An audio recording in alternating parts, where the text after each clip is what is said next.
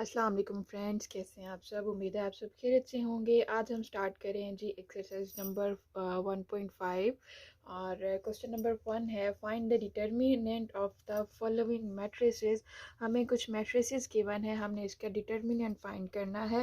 और सबसे पहले हम देखेंगे कि हम डिटर्मिनेंट को किस तरह से डिनोट करते हैं। तो जो हमें मैट्रिक्स गिवन है हम उसके बाहर इस तरह से जो है ये लाइंस लगाएंगे। तो इसका मतलब है कि हम डिटर्मिनेंट फाइंड करें।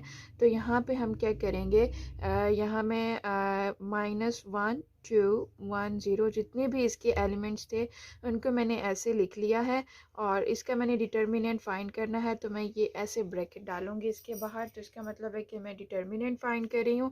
डिटर्मिनेंट फाइंड करने के लिए क्या करना होता है, जो डायगोनल्स की एंट्रीज हैं उनको मल्टीप्लाई करना है। तो -1 को मल्टीप्लाई करना है 0 के साथ और सेंटर में इसके हमेशा जो है वो नेगेटिव साइन होता है। और नेक्स्ट जो दूसरा डायगोनल है उसको मल्टीप्लाई करना है। तो 1 टाइम्स 2, ये मैंने इसका जो है वो डिटर्मिनेंट फाइंड किया थी। -1 को 0 से मल्टीप्लाई किया, 0 एंड -1 को 2 से मल्टीप्लाई करेंगे तो इट्स मीन्स के ये बनेगा -2। तो इसका जो हमारा आंसर आ रहा है वो है जी -2। सेम हम नेक्स्ट इसका पार्ट कर लेते हैं। बी डिटर्मिनेंट फाइंड करना है, इसको इस तरह से डिनोट करना है। ये माइंड में रखिएगा 1 2 3 -1। इसके बाहर ये चेक कर लें, ये आ गया जी इसका डिटर्मिनेंट फाइंड करने के लिए हमने इसके बाहर से जो है वो ब्रैकेट्स डाल दी हैं। डायगोनल्स की एंट्रीज को मल्टीप्लाई करना है 1 इंटू -1। सेंटर में हमेशा नेगेटिव साइन होगा। दूसरे डायगोनल के जो एंट्रीज हैं उनको हम इसे मल्टीप्लाई करा देते हैं। सो 1 2 times -1 it will be -1 and 3 times 2 it will be 6। सो ये सेंटर में माइनस का साइन एज इट इज़ होगा और ये होगा -1 एंड -6, ये बनेगा हमारे पास -7। तो ये मैंने इसका डिटर्मिनेंट फाइंड कर लिया है। सेम हम नेक्स्ट इसका क्वेश्चन पार्ट नेक्स्ट पार्ट इसका कर लेते हैं। सी पार्ट है हमारे पास जिसमें हमने इसका सी का डिटर्मिनेंट फाइंड करना है। तो इसका मतलब है 3 3 2 2, इसका हम डिटर्मिनेंट फाइंड करने जा रहे हैं। तो क्या करेंगे, इसके डायगोनल्स की एंट्रीज जो हैं उनको हम मल्टीप्लाई कराएंगे 3 टाइम्स 2। ये डायगोनल है, इसकी एंट्रीज को मल्टीप्लाई करा दिया, सेंटर में नेगेटिव साइन। दूसरे डायगोनल की एंट्रीज को मल्टीप्लाई कराएं 2 टाइम्स 3। सो ये होगा यहाँ पे 3 times 2 it will be 6 and 2 times 3 it will be 6। तो ये हमारे पास इसका जो डिटर्मिनेंट है वो 0 आ रहा है। नेक्स्ट पार्ट है डी। डी का डिटर्मिनेंट फाइंड कर लेते हैं। ये डी और 3 1 2 4 इसका डिटर्मिनेंट लेंगे। डायगोनल की एंट्रीज को मल्टीप्लाई कराएं 3 times 4 minus 2 times 1। So 3 times 4 it means 12 and 2, तो ये होगा हमारे पास 10। नेक्स्ट क्वेश्चन है question number 2, find which of the following matrices are singular और नॉन सिंगुलर। सबसे पहले तो हम यहाँ पे ये चेक करेंगे कि सिंगुलर मैट्रिक्स कौन सा होगा, नॉन सिंगुलर क्या होगा। सिंगुलर वो होगा कि अगर जो हमारे पास मैट्रिक्स गिवन है इसका डिटर्मिनेंट हम फाइंड करेंगे, अगर डिटर्मिनेंट 0 आ जाता है तो इसका मतलब है कि मैट्रिक्स गिवन मैट्रिक्स सिंगुलर है। और अगर उसका जो डिटर्मिनेंट है वो नॉन ज़ीरो है तो वो मैट्रिक्स नॉन सिंगुलर होगा। तो हम यहाँ पे फाइंड करते हैं कि इसका डिटर्मिनेंट क्या आ रहा है, ए का डिटर्मिनेंट। उसके बाद हम प्रूव कर सकते हैं कि ये मैट्रिक्स जो है वो सिंगुलर है या नॉन सिंगुलर है।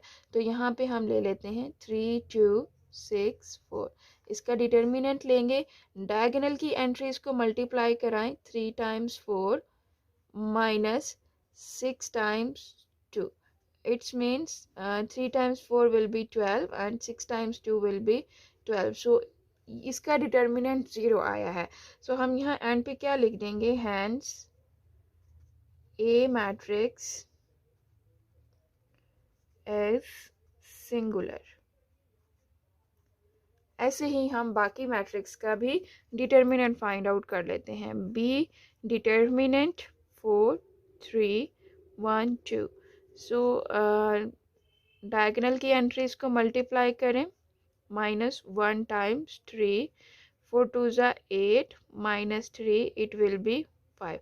सो ये सिंगुलर नहीं होगा, ये नॉन सिंगुलर होगा बिकॉज इसका डिटर्मिनेंट 0 नहीं है. यहाँ लिखेंगे hence B is non singular.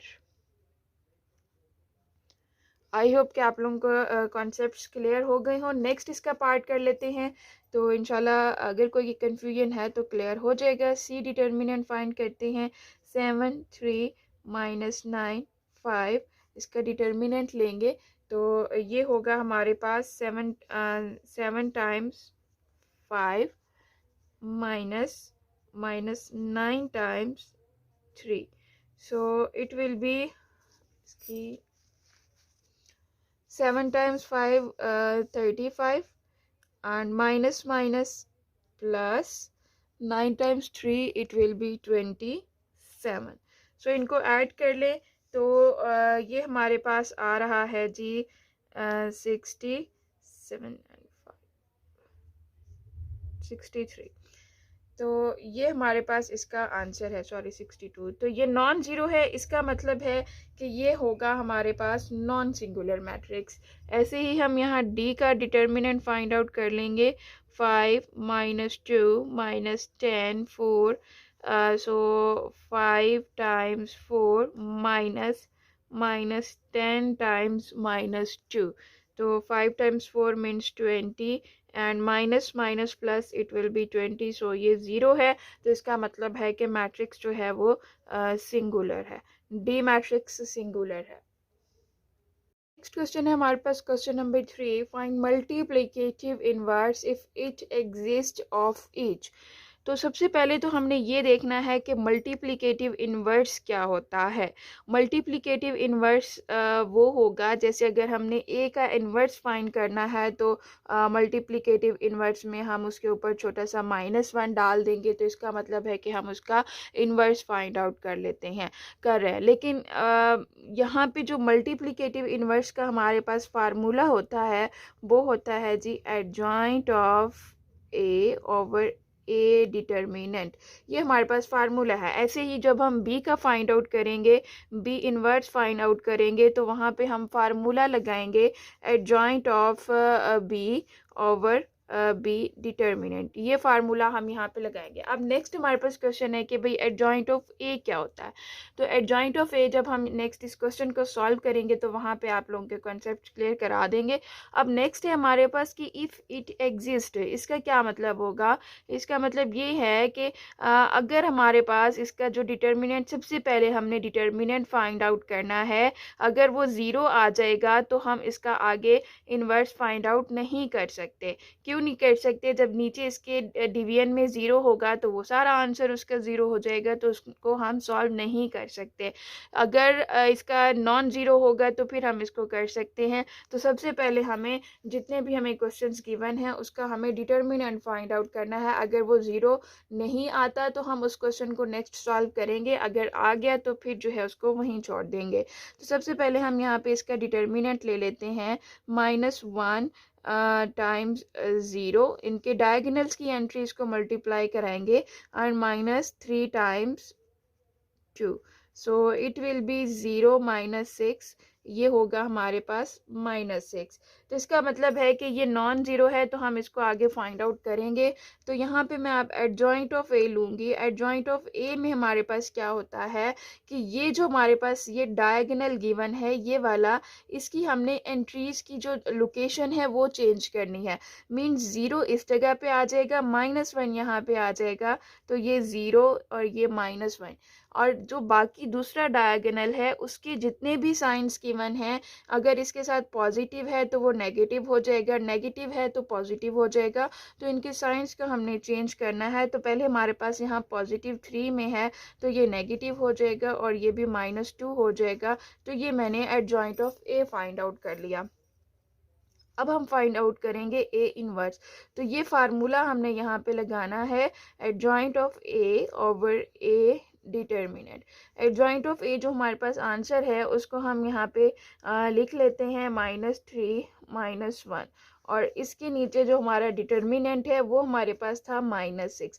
अब ये -6 जितने भी इसकी एंट्रीज हैं, जितने भी इसके मेम्ब्रान हैं, उसके साथ ये जाके डिवाइड होगा। तो ये 0 जब 6 से डिवाइड होगा और इधर ही -3 डिवाइड होगा -6 से, और -2 डिवाइड होगा -6 से, -1 डिवाइड होगा -6 से। सो ये क्या होगा, ये तो हो गया हमारे पास 0।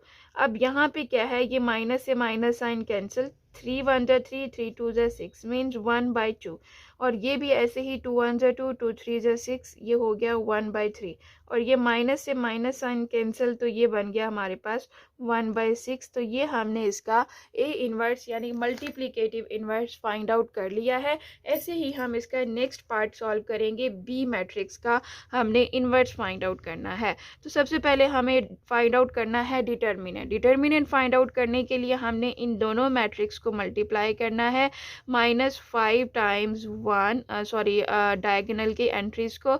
नेक्स्ट डायगोनल है हमारे पास 2 टाइम्स -3।